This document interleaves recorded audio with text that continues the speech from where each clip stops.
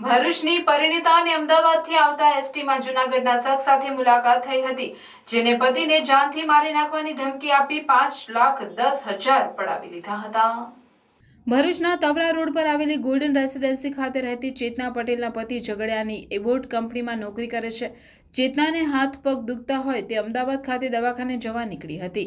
તેમનું પિયર પણ અમદાવાદ હોય ત્યાં 2 દિવસ રોકાઈ પરત એસટી બસમાં આવતી હતી। તે દરમિયાન તેમની બાજુમાં બેસેલા શખ્સે તેમની સાથે ઓળખાણ કરી પોતાનું નામ વૈભવ બાબુ જાદવ હોવાનું જણાવ્યું હતું। ઉપરાંત તેને પણ દુખાવાની બીમારી હોય, તે સારું થઈ ગયું હોય તે ડોક્ટરનો નંબર મોકલી આપવાનું કહી તેમનો નંબર મેળવ્યો હતો। જે બાદ તે સાસરીએ આવી જતા વૈભવે તેમને રોજે રોજ મેસેજ મોકલતો હતો અને એપ પર વાતચીત કરતો હતો।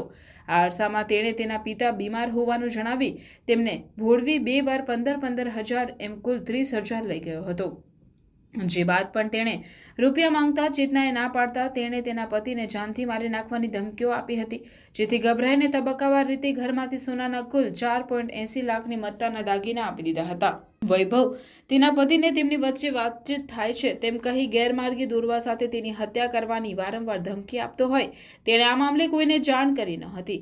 દરમિયાનમાં લગ્ન પ્રસંગમાં પહેરવા પતિએ દાગીના માંગતા તેમને તમામ હકીકત જણાવતા આખરે તેમણે સી ડિવિઝન પોલીસમાં ફરિયાદ નોંધાવી હતી।